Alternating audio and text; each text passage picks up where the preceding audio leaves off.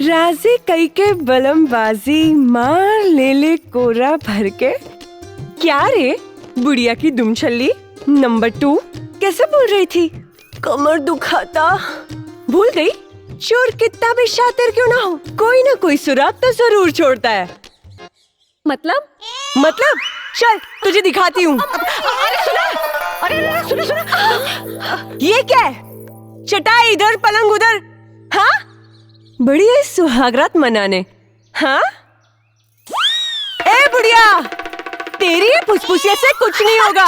किसी काम की नहीं है, किसी काम की नहीं। निरहुआ मेरा पति है, मेरा, मुझसे प्यार करता है। इस निठल्ली को तो भाव भी नहीं देगा। अबे बुढ़िया अभी भी हार मान ले, पोत ले काले अपने मुंह पर।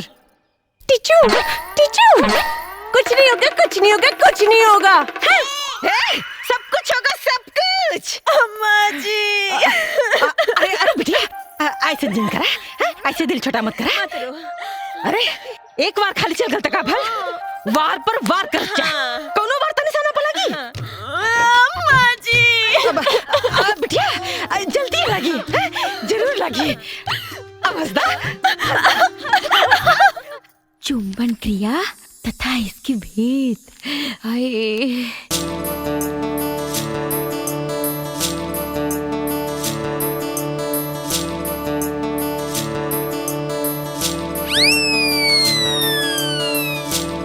अरे दीदी हुआ अच्छा ता आजकल काम सूत्र के किताब पढ़ल जाता। हम हो कहीं कि आजकल सजिए का दरवाजा बंद हो जाता। दीदी की तबीयत दे दी ना। अरे आप तो ये हम हूँ पूरा किताब पढ़िए के देम। दीदी अरे दीदी अरे ना दीना, अरे दीदी दे देना, अरे दीना। अरे ना ए दुल्हन, कहाँ भागा जाता रू? तनी एक कप चाय बनावत है। जी बाबूजी।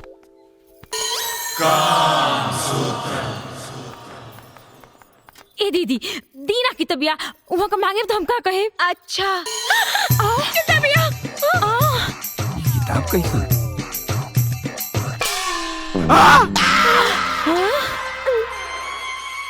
बाबूजी,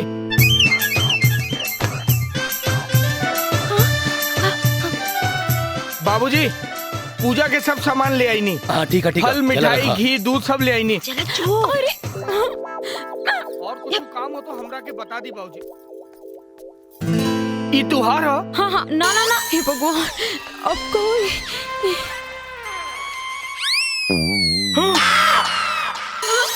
सुकुमार, माई। ए सुकुमार, अरे सुन रे। हाँ माई। कल पुनवासी है, कथा कहे के पंडित जी से कहले रहे है। हम भुला गए नी माई। अरे तो जो कह दे, कल पुनवासी है, कथा कहे के बुझाइल। और लौटत बखत ठाकुर के कह दी है कि सबके बलौटा दे दी है। ठीक बा माई। अरे एने ना ओने जो। हाँ माई।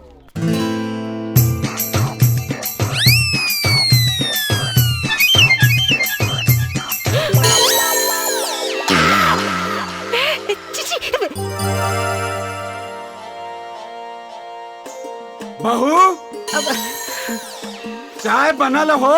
हाँ बाबूजी बना बतानी। हाँ?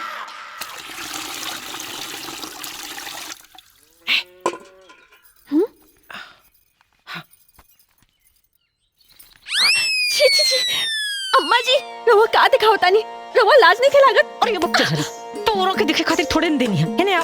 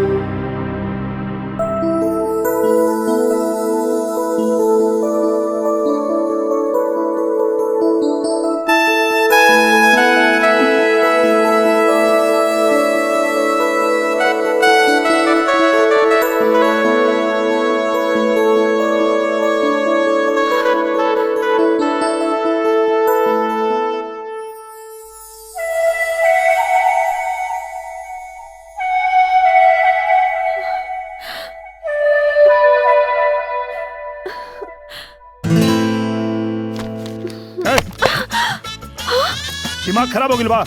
हाँ? समझ में नहीं क्या बात? बार बार समझेला के बाद भी चल निकल बाहर। चल निकल।